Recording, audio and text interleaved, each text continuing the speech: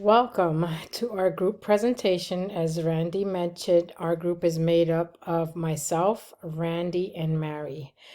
We are going to present to you the condition called gender dysphoria. So just a brief introduction of really what gender dysphoria is the feeling of discomfort or distress that might occur in people whose gender identity differs from their sex assigned at birth or sex-related physical characteristics.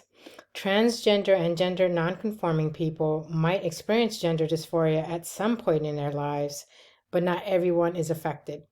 Some transgender and gender nonconforming people feel it at ease with their bodies, either with or without medical intervention. As the DSM-5 describes gender dysphoria, it is a feeling of discomfort or distress that may occur in people whose gender identity differs from their assigned at birth or sex-related physical characteristics.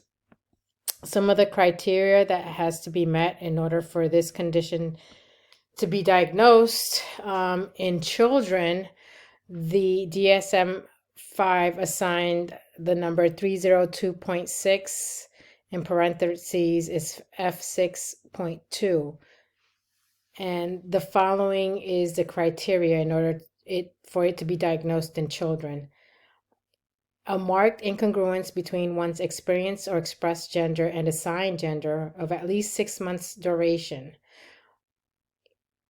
1. A strong desire to be of the other gender or an insistent that one is the other gender.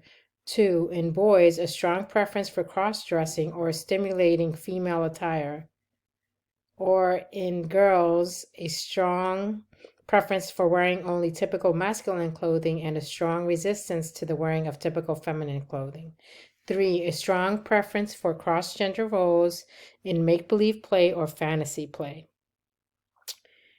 4. A strong preference for the toys, games, or activities stereotypically used or engaged in by the other gender. 5. A strong preference for playmates of the other gender. 6. In boys, a strong rejection of typically masculine toys, games, and activities, and a strong avoidance of rough and tumble play. Or in girls, a strong rejection of typically feminine toys, games, and activities. 7. A strong dislike of one's sexual anatomy. 8. A strong desire for the primary and or secondary sex characteristics that match one's experience gender. B. The condition is associated with clinically significant distress or impairment in social, school, or other important areas of functioning. As described in the DSM-5, gender dysphoria in adolescents and adults, the criteria is described as I read along.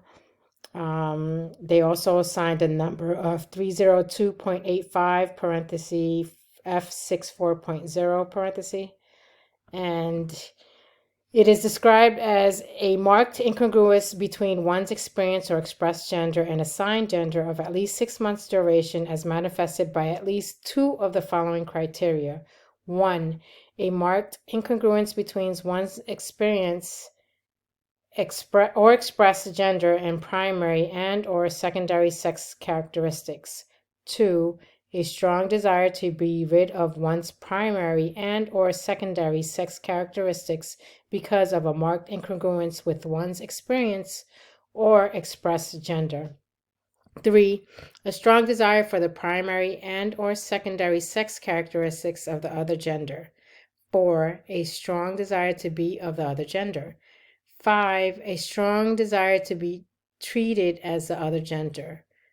6. A strong conviction that one has a typical feeling and reactions of the other gender. And of course, B, which is the condition is associated with clinically significant distress or impairment in social, occupational, or other important areas of functioning.